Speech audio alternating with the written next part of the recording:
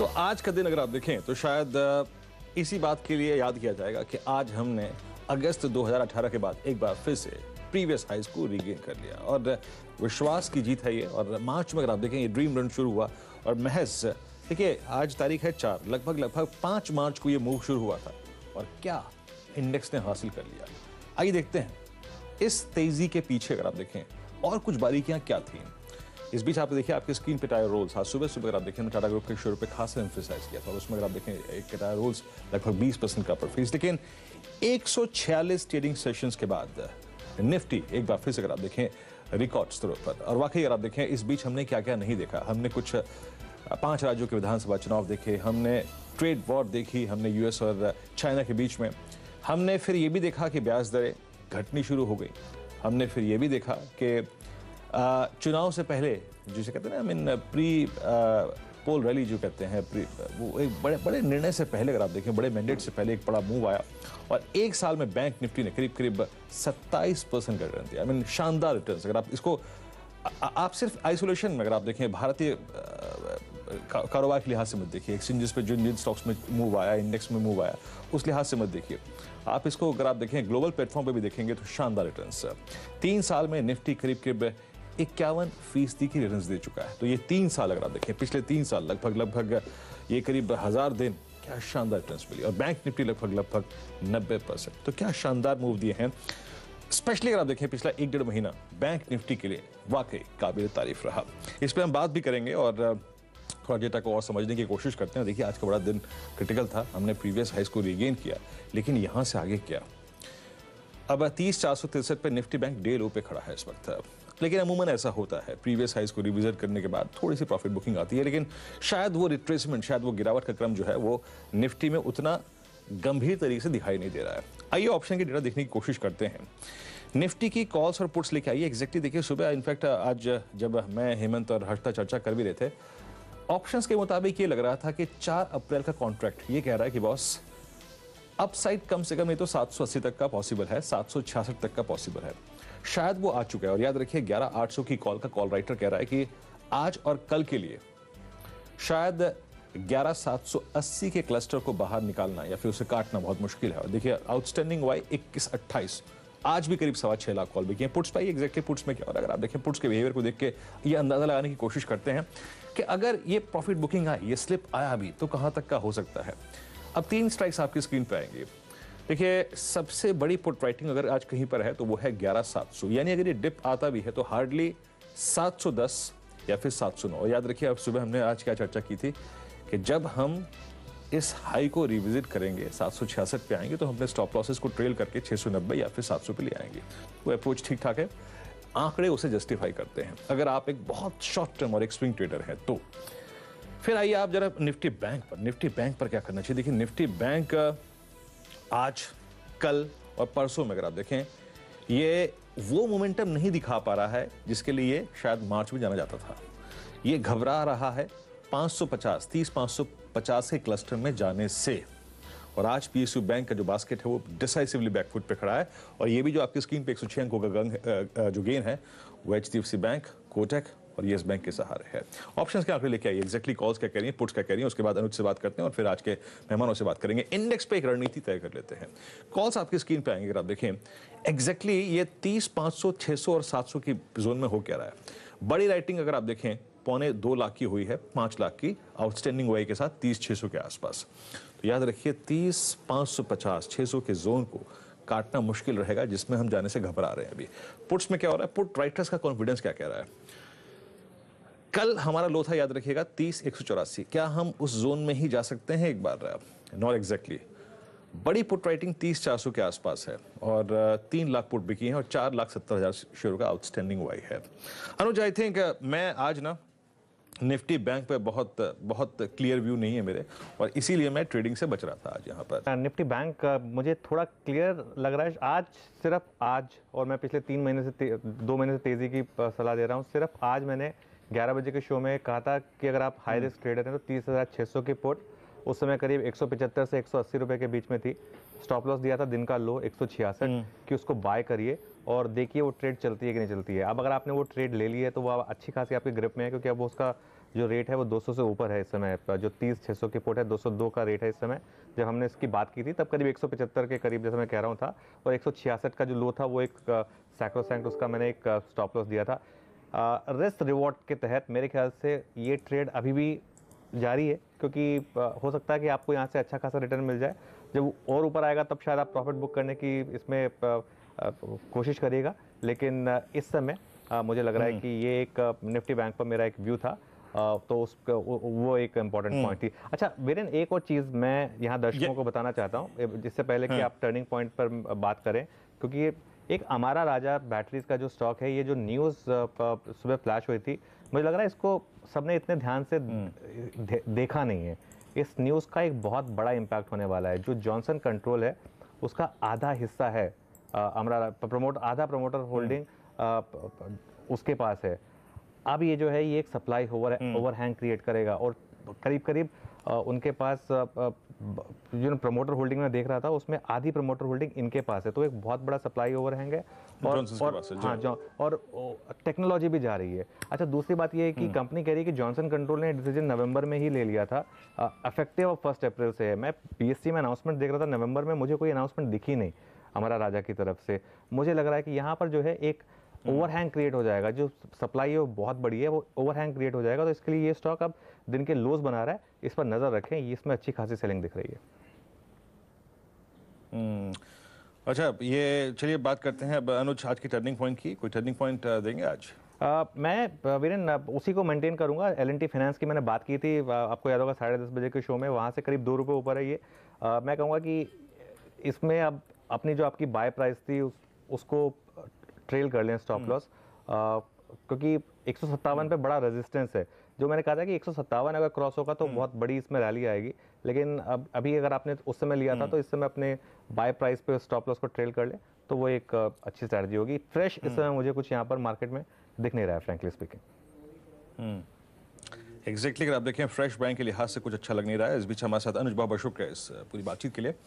और अनुज, आज I think second half के लिए अगर मैं आपसे कहूँ कि इस स्क्रीन पर निफ्टी और निफ्टी बैंक के प्राइस पे एक कॉल लेनी है सेकेंड हाफ के लिए, और याद रखिएगा कल पॉलिसी है, उसका भी अगर आप देखें प्रेशर डेफिनेटली मार्केट फील करेगा, क्योंकि 25 बेसिस पॉइंट का कट जो है वो प्राइस में फैक्टर इन है एग्जैक्टली। और इसके बाद आई मीन इस लगभग 3,500 पॉइंट के गेंस के बाद I mean closer to I mean that big event, उस बड़े इवेंट से पहले और एक्सपायरी के रोज आपकी अप्रोच क्या होगी, और उससे एक सेशन पहले आप क्या कॉल लेंगे? बैंक निफ्टी पर तो मैंने जैसे कहा कि वीरेन थोड़ा सा आज आप एक वो जो ट्रेड है वो इंटैक्ट है। माफ कीजिएगा अनुज, सॉरी मुझे आपका व्यू मिल गया था। हाँ। ये गौरव से प्रश्न था। गौरव से प्रश्न था। गौरव प्लीज जी बोलिए। मेरा प्रश्न है आपसे, निफ्टी बैंक पे एग्जैक्टली क्या अप्रोच रख रहे हैं आप यहाँ पर? ये गुड आफ्टरनून। अगर अप्रोच की अगर बात की जाए तो अच्छा एक मोमेंटम कंसिस्टेंटली आ रहा है। अगर आप पुट में देखेंगे तो कंसिस्टेंटली राइटिंग हो रही है। 11,400 से शुरू होकर आज वीकली सीरीज में 11,700 में भी ठीक से राइटिंग हो रही है। तो इवेंचुअली मुझे लग रहा है थोड़ा डिप आप रूल आउट नहीं कर सकते 30-40 पॉइंट्स का, लेकिन ट्रेंड काफ़ी स्ट्रॉन्ग है। ये हम नहीं कह सकते कि ऑलरेडी बोल चुका काम खत्म हो गया। मुझे लगता है यहाँ से एक बार 11,800 11,820 आपको एक बार देखने मिल सकते हैं। हेलो, ओके 11,820 तक का अगर आप देखें लेवल मिल सकता है। तो गौरव के एग्जैक्टली अगर आप देखें जो अप्रोच किया है उसको समझ लेते हैं। निफ्टी करीब 11,780 और के टारगेट के लिए आपको होल्ड करना है, और स्टॉप लॉस करीब अगर आप देखें तो आपका रहेगा 11,640 का, ये अप्रोच रहेगी। गौरव आपकी निफ्टी बैंक पे अप्रोच क्या है इस वक्त? ये निफ्टी बैंक थोड़ा सा इसमें दिक्कत की बात है, क्योंकि काफ़ी एक अच्छा आउट परफॉर्मेंस देखने मिल चुका है, और जो अभी रेंज है वो आ रही है 10,200 30,200 30,600, ये एक रेंज है जो उभरते हुए आ रही है निफ्टी बैंक के लिए। तो मुझे लगता है यहाँ पे नहीं, लेकिन 30,300 पे अगर मिलती है निफ्टी बैंक तो आप बाय कर सकते हैं। 30,175 का इसमें स्टॉप लॉस होगा। ऊपर में ये वापस एक बार 30,600 के लेवल से आपको दिखा सकता है। 600 तो देखिए अभी भी अगर आप देखें, अभी कुछ देर पहले हमने इसी बात पे डिस्कशन किया था कि मैक्सिमम अपसाइड कहाँ तक का नजर आ रहा है। तो जो बाय कॉल भी है उसमें जो स्टॉप लॉसेस हैं वो हैं लगभग 30,175 के। तो अपने जहन में स्ट्रक्चर निफ्टी बैंक का जरूर बिठा लीजिए। 30,175 यानी कल के लो से लगभग 7 पॉइंट नीचे गौरव का स्टॉप लॉस है। और मैक्सिमम अपसाइड जो कि वो एक्सपेक्ट कर रहे हैं वो है 30,600 का। 30,600 पे हमने डिस्कशन क्या किया है कुछ देर पहले अभी कि 30,600 पे आज इंट्राडे में सबसे बड़ी कॉल राइटिंग हो रही है। यानी उस जोन में जाने पे थोड़ा सा घबराएगा, उस जोन में जाएगा तो थोड़ी सी प्रॉफिट बुकिंग आएगी। तो वो आप मैक्सिमम टारगेट 30,600 का लेके चल सकते हैं। गौरव अब आते हैं इंडिविजुअल कॉल्स पे। आज आपने जिस समूह पे फोकस किया है और जिस समूह की पहली कॉल है आज वो पूरा का पूरा वाइब्रेंट है। आप टाटा समूह की बात कर रहे हैं। टाटा केमिकल्स पे आपने एक बाय कॉल दी है। एक तो मैं आपका प्रश्न थोड़ा सा जो है ना, अपना प्रश्न जो है वो थोड़ा सा वाइड करूंगा, बड़ा करूंगा और उसका पर्सपेक्टिव थोड़ा सा बड़ा करूंगा। टाटा समूह में अभी आपको अच्छा एग्जेक्टिव और क्या क्या लग रहा है और टाटा केमिकल्स पे आपकी राय क्या है? देखिए, पूरे समूह की बात की जाए तो जो सबसे अच्छे मोमेंटम में है फिलहाल वो है टाटा स्टील का, जहाँ पे एक अच्छा ब्रेकआउट देखने मिला था 525 530 के ऊपर। कंसिस्टेंस में लॉन्ग पोजीशंस बनते जा रहे हैं। ऑप्शन के जरिए देखेंगे तो 540 कॉल में अच्छी खासी राइटिंग हो रही थी। तकरीबन वहीं पे ही ट्रेड कर रहा है स्टॉक, 2-4 रुपये ऊपर नीचे हो रहा है ट्रेड। मुझे लगता है ये अगर सस्टेन अगर होता है लेवल तो मोमेंटम वाइज अगर देखा जाए तो ये 560 565 को टेस्ट कर सकता है। तो मेटल स्पेस ऐसे भी थोड़ा रोबस्ट चल रहा है, तो मैं टाटा स्टील प्रेफर करूंगा। टाटा केमिकल में इसके लिए कह रहा हूँ क्योंकि एक इमीडिएट हर्डल है इसका 595 598 का। ये अगर सस्टेन कर लेता है तो आपको 2 दिन के अंदर एक अच्छी उछाल देखने मिल सकती है। तो आप 588 587 के स्टॉप लॉस से बाय कर सकते हैं। ऊपरी लेवल्स पे अगर आप देखेंगे तो 615 620 ये लेवल्स आपको देखने मिल सकते हैं। ओके, तो यहाँ पर जो गौरव की प्रिफर्ड पिक है वो याद रखिए टाटा केमिकल्स की है। Buy target with possible stop loss of 588 615 का अगर आप देखें यहाँ पर लक्ष्य है। मेटल्स में आपकी राय सेल पर है। गौरव क्या राय रखते हैं आप सेल पर? देखिए, आज अगर देखेंगे तो तकरीबन 7% के ओआई एडिशंस देखने मिले हैं, तो अच्छे खासे लॉन्ग्स बन रहे हैं। 56-57 का एक इमीडिएट हर्डल था, उसके ऊपर एक कंसिस्टेंटली ट्रेड कर रहे हैं। 60 के कॉल ऑप्शंस में देखेंगे तो अच्छी खासी बाइंग इमर्ज हो रही है। डेली चार्ट्स पर अगर आप देखेंगे तो inverse head and shoulder breakout हो रहा है 57 के ऊपर। तो अगर ये लेवल सस्टेन अगर होते हैं तो पोजीशन टारगेट 65 तक के आपको देखने मिल सकते हैं। लेकिन अगर 1 या 2 दिन की अगर बात की जाए, ट्रेडिंग पर से की बात की जाए, तो आप 61 के टारगेट के लिए प्ले कर सकते हैं। 5650 5675 का आप स्टॉप लॉस इस्तेमाल कर सकते हैं। ओके, तो मेटल्स में अगर आप देखें सेल पर आपकी राय। और साथ ही साथ उसके बाद आप एक और चीज़ देखिए कि आपने अब थोड़ा सा मिड कैप में जंप किया और एग्जैक्टली आपने एनसीसी पे फोकस किया है। आई मीन इस स्पेस में एनसीसी क्यों और एग्जैक्टली इस पर राय क्या होगी आपकी? और इस बास्केट में कुछ और भी अच्छा लग रहा है आपको? आई मीन मैं थोड़ा सा कंस्ट्रक्शन और कैपिटल गुड्स को भी अगर शामिल कर लूँ गौरव, तो और 1-2 स्टॉक्स जो आपके जहन में आते हैं, और पहले एनसीसी पे अपनी राय रखिएगा। देखिए, शुरुआत अगर एनसीसी से की जाए तो काफ़ी एक अच्छा मोमेंटम इसमें देखने मिला है। 95-96 लेवल से इसमें कंसिस्टेंट गेन्स आए थे तकरीबन 115 के करीब।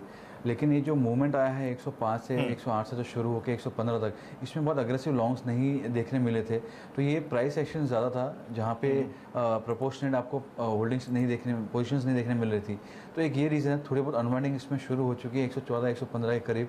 और यहाँ पे अभी थोड़ा एक आवली 400 छोटा सा ब्रेकडाउन देखने मिला है। तो मैं ये नहीं कह रहा हूँ कि इसका स्टॉक का टॉप बन चुका है, लेकिन प्रोबेबली जो इसके लेवल्स हैं वो थोड़े नीचे आपको देखने मिल सकते हैं। तो यहाँ पे आपको ये स्टॉक 108 या 107 के लेवल्स एक बार टेस्ट कर सकता है। तो उस हिसाब से इसमें शॉर्ट बन रहा है। और रही बात अगर स्पेस को थोड़ा वाइडन किया जाए और कंस्ट्रक्शन की अगर बात की जाए, तो मैं रियलिटी में थोड़ा प्रेफर पिक रखूंगा मैं डीएलएफ का। डीएलएफ अगर आप देखेंगे 200 के पुट ऑप्शन में अच्छी खासी राइटिंग हो रही है। 205 206 एक इमीडिएट हर्डल है, उसके ऊपर ही ट्रेड कर रहे हैं। तो उसमें मेरी सलाह होगी बाय करने के लिए, क्योंकि अभी आरबीआई पॉलिसी भी है और स्टॉक ऑलरेडी 3-3.5% ऊपर है। आप 220 का कॉल ऑप्शन अराउंड 5.86 के करीब चल रहा है, आप 220 का कॉल ऑप्शन बाय कर सकते हैं। ये मुझे लगता है 205 अगर होल्ड कर गया तो आपको 2 या 3 दिन के अंदर ये स्टॉक 215 से 218 दिखा सकते हैं। ओके, चलिए, तो एनसीसी पर राय है। मैं इनफैक्ट अपने प्रश्न को ना थोड़ा सा वाइड कर रहा था कि सिर्फ इसी कॉल तक सीमित नहीं रहेंगे, 1-2 स्टॉक्स को और शामिल कर लेंगे। डीएलएफ में आपने देखा क्या स्ट्रॉन्ग और क्या सब्सटेंशियल मूव आया। लेकिन देखिए, ब्रेक पे जाने से पहले एक और महत्वपूर्ण विषय पर चर्चा करते हैं। कल पॉलिसी है और पॉलिसी से पहले अगर आप देखें, बाजार की नज़र रेट पॉलिसी पे है, रेट कट होगा या नहीं होगा। लेकिन बाजार और कॉर्पोरेट इंडिया के मुताबिक दरों में जो कटौती है, इससे अच्छा वक्त नहीं आ सकता। आइए देखते हैं एग्जैक्टली जो कॉर्पोरेट इंडिया है और बाजार के दिग्गज जो हैं वो क्या मानते हैं।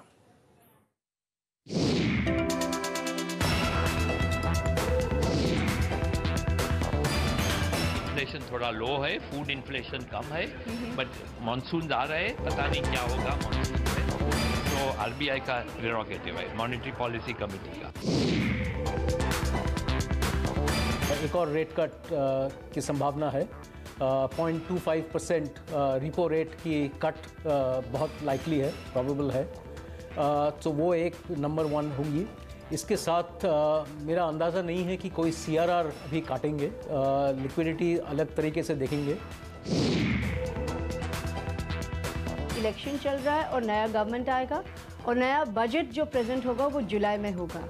उसके बाद inflation data, global data, monsoons, बहुत सारी चीज़ें आ रही है जो उन्हें देखना है। तो मेरे ख्याल से अभी तो स्टांस न्यूट्रल ही रहेगा, पर 25 बेसिस पॉइंट्स रेट कट ज़रूर मेरे ख्याल से होगा। तो 25 बेसिस पॉइंट का उन्होंने पहले ही काटा और मुझे उम्मीद है कि अप्रैल वाली पॉलिसी में भी 25 बेसिस पॉइंट का और कट हो सकता है, लेकिन स्टांस चेंज होने की संभावना कम नजर आती है।